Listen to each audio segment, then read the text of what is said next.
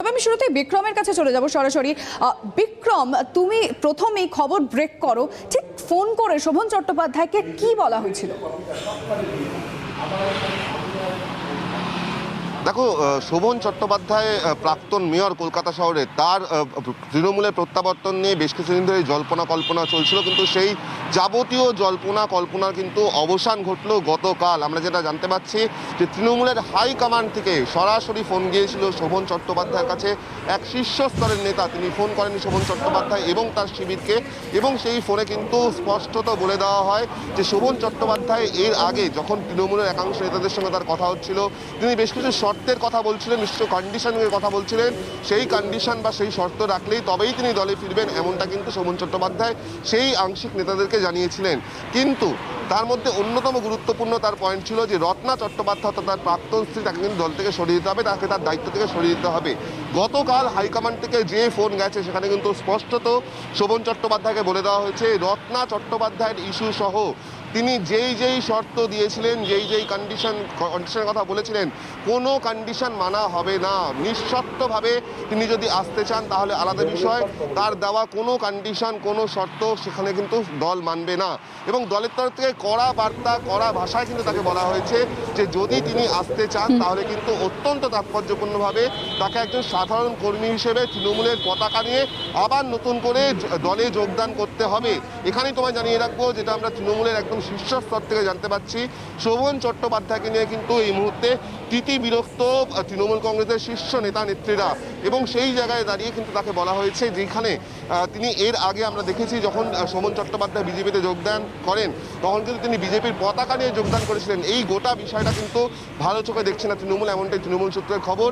সেই কারণেই শোভন চট্টোপাধ্যায় নিঃস্বার্থে যদি কোনো রকমভাবে আনকন্ডিশনালভাবে তিনি যদি প্রত্যাবর্তন দলে যদি ফিরতে চান, যেহেতু তিনি প্রাক্তন মেয়র ছিলেন, তিনি বর্তমানেও বিধায়ক এবং 131 নম্বর ওয়ার্ডের কাউন্সিলর, তাহলে কিন্তু তাকে একজন সাধারণ কর্মী হিসেবে ফিরতে হবে তৃণমূলের মমতা বন্দ্যোপাধ্যায়কে তার নেতৃত্বে, এবং সেই জায়গায় দাঁড়িয়ে কিন্তু দলের দলীয় পতাকা নিয়ে সাধারণ কর্মী হিসেবে ফিরতে হবে।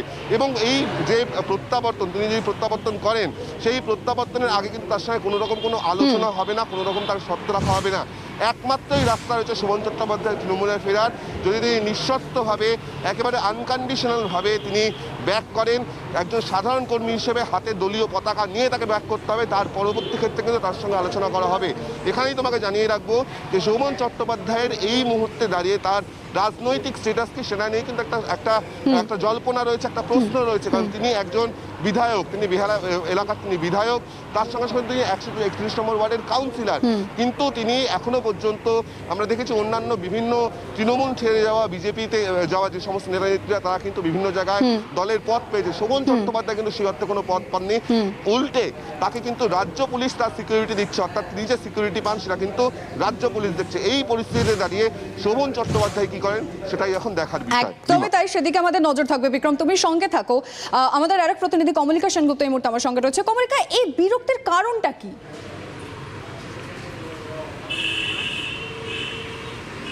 না, অবশ্যই একজন নেতা তিনি, আমরা জানি যে 2019-এর 14ই আগস্টে তিনি বিজেপিতে যোগদান করেন, কিন্তু তারপর থেকে তার অবস্থান খুব স্পষ্ট নয়। অর্থাৎ বিজেপিতেও তিনি সক্রিয় না, তিনি তৃণমূল কংগ্রেসে ফিরবেন কি ফিরবেন না এই নিয়েও একটা প্রশ্ন থেকে যাচ্ছে। এবং সেখানেই আমরা যেটা গত মঙ্গলবার খবর পড়েছিলাম যে শোভন চট্টোপাধ্যায় অবশ্যই একজন গুরুত্বপূর্ণ ব্যক্তি, এবং শোভন চট্টোপাধ্যায়ের রাজনৈতিক তার যে গুরুত্ব সেটা অপরিসীম, এর মধ্যে কোনো ভুল নেই। তিনি দলে ফিরতে পারেন, দলের দরজাও তার জন্য খোলা, এর মধ্যেও কোনো ভুল নেই। কিন্তু বিষয়টা হচ্ছে যে তিনি যেভাবে শর্ত রাখছেন বা তিনি যেভাবে একবার তৃণমূল কংগ্রেসের সঙ্গে যোগাযোগ করছেন, আবার তৃণমূল কংগ্রেসের সঙ্গে থেকেও তার সঙ্গে যোগাযোগ করা হচ্ছে, সেটাও ঠিক। তাদের ডাকে যেরকম সাড়া দিচ্ছেন সেরকম বিজেপির ডাকেও তিনি সাড়া দিচ্ছেন।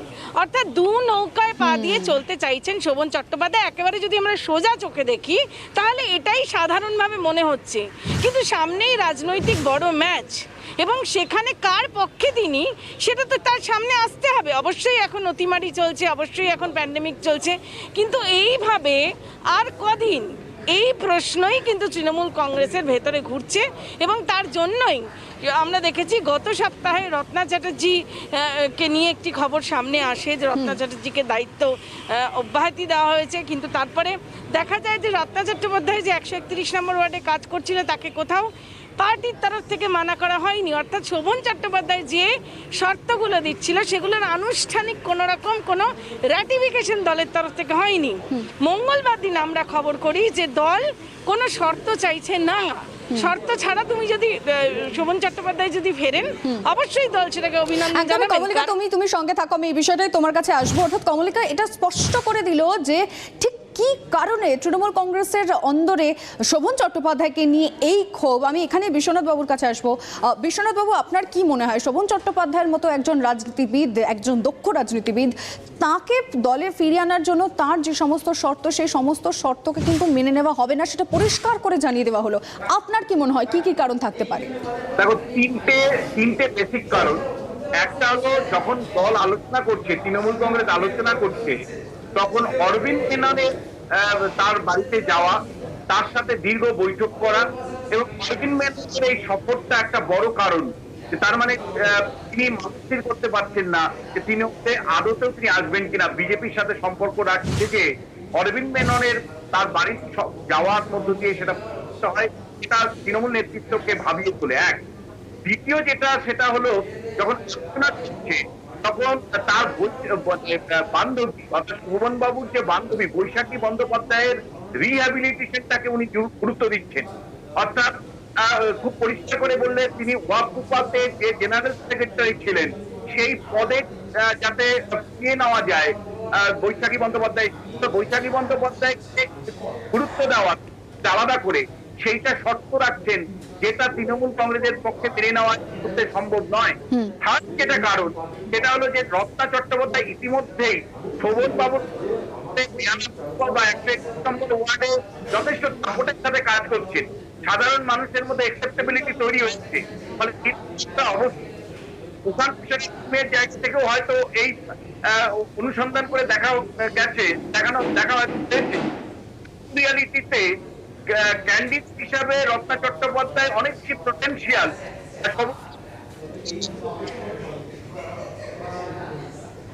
না, সম্ভবত বিশ্বনাথবাবুর কথা আমরা স্পষ্ট শুনতে পাচ্ছি না। আমরা আবারও যোগাযোগ করবো বিশ্বনাথবাবু আপনার সঙ্গে।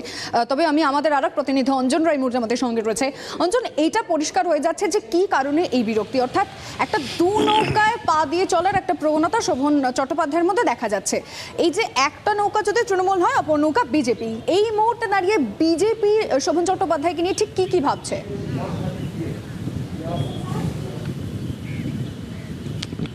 দেখো, প্রথমেই লিমা যেটা বলি যে ব্ল্যাকমেলের রাজনীতি বলতে যেটা বোঝায়, অর্থাৎ দর কষাকষি করে আমার গুরুত্ব আমি বাড়াবো, ঠিক সেই জায়গায় কিন্তু শোভন চ্যাটার্জি পরাজিত বলতে পারো। এই মুহূর্তে যদি বলো, বিজেপি খুব পরিষ্কার যে শোভন চ্যাটার্জি বিজেপি ছাড়া অন্য কোথাও আর যেতে পারবে না, এবং তিনি বিজেপিকে যে শর্ত দিয়েছিলেন যে তার ঘনিষ্ঠ কাউকে রাজ্য কমিটিতে স্থান দেওয়া, সেন্ট্রাল সিকিউরিটি পাওয়া, এখনো পর্যন্ত কিন্তু তার একটাও বিজেপি ফুলফিল করেনি। তা সত্ত্বেও বিজেপি মনে করে শোভন চ্যাটার্জি বিজেপিতে থাকবে, বিজেপিতে আছে, এবং শোভনবাবুর মতন দীর্ঘদিনের বিধায়ক আগামী 2021-এ দাঁড়িয়ে তার সাংগঠনিক ক্ষমতা প্রয়োগ করে তাকে বিজেপি কাজে লাগাবে। বিজেপি কেন এতটা নিশ্চিন্ত যে শোভনবাবু তৃণমূলে যাবে না? বিজেপি ধরেই নিয়েছে যে শোভনবাবুর তৃণমূলে ফেরবার কার্যত কোনো পথ নেই। পথ হলে তার বিকল্প ব্যবস্থাও বিজেপির কাছে আছে। অর্থাৎ ব্ল্যাকমেলের রাজনীতি করতে গিয়ে কার্যত ব্ল্যাকমেলের শিকার হয়ে গেলেন শোভনবাবু, এবং বিজেপি খুব পরিষ্কারভাবে বলছেন। কিছুদিন আগে দিলীপ ঘোষ বলেছেন ওনার সম্পর্কে যে স্কুটার নিয়ে উনি বেহালা চত্বরে রাজনীতি করে বেড়াতেন, মাটির মানুষের সঙ্গে যোগাযোগ ছিল, নিঃসন্দেহে খুব গুরুত্বপূর্ণ কথা। অর্থাৎ শোভনবাবুর সম্পর্কে রাজ্য সভাপতি বিজেপির প্রকাশ্যে প্রশংসা করছেন, এবং প্রশংসাটা করছেন এই কারণেই যে কোনোভাবে শোভনবাবু বিজেপি ছাড়া বিকল্প কিছু ভাবা সম্ভব নয় শোভনবাবুর পক্ষে এবং বিজেপির পক্ষে। তাই বিজেপি নিশ্চিত শোভনবাবু বিজেপিতে থাকবেন, বিজেপিতে আছেন, এবং 2021-এ বিজেপির হয়ে লড়াই করবেন।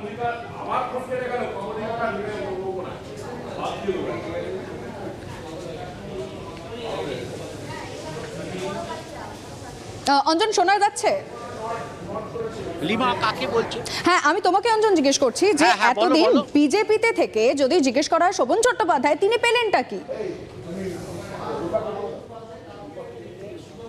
দেখো, বিজেপি তাকে সব প্রোগ্রাম, সব কর্মসূচি, অমিত শাহ কলকাতায় আসা, সেখানে সব জায়গায় কিন্তু আমন্ত্রণ জানিয়েছেন। শোভনবাবু নানা কারণ দেখে আসেননি, কিন্তু শোভনবাবু বিজেপিতে কি পেলেন এই হিসাবের থেকেও বিজেপি মনে করছে যে শোভনবাবুর মতন একজন দক্ষ সংগঠক, দীর্ঘদিনের বিধায়ক, কলকাতার মেয়র, দক্ষিণ 24 পরগনার দায়িত্বপ্রাপ্ত তৃণমূলের নেতা, তাকে বিজেপি অফ করে দিয়েছে।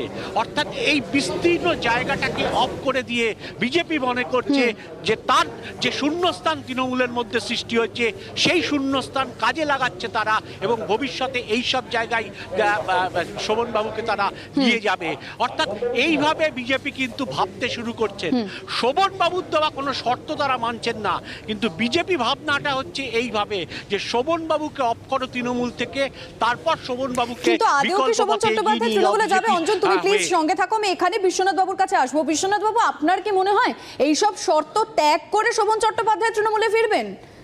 না, দেখো, শোভন বাবুর ক্ষেত্রে অনেকগুলো প্রবলেম। একটা হলো যে সিবিআই এর যে তদন্ত, তুমি জানো এর মধ্যে ইডি আবার তাকে সমন পাঠিয়েছে, ফলে ইডির প্রভাব একটা আছে। ফলে শোভন বাবু চাইলেই ইডি বা সিবিআই এর থেকে মুক্ত হয়ে তৃণমূলের রাজনীতিতে যাওয়া খুব সহজ নয় তার কাছে।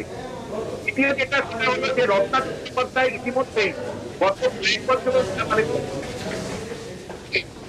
রত্না চট্টোপাধ্যায় ইতিমধ্যেই বেয়ালাতে যেভাবে নিজের প্রভাব বিস্তার করেছে, তৃণমূল কিন্তু এখন ভাবতে শুরু করেছে যে তার ক্ষেত্রে মানে রত্না চট্টোপাধ্যায় হল সেরাবাজি। মানে এই মুহূর্তে রত্না চট্টোপাধ্যায়কে সামনে রেখেই বেয়ালা পূর্ব দখল করতে পারে এবং 131 নম্বর ওয়ার্ড তারা জিততে পারে।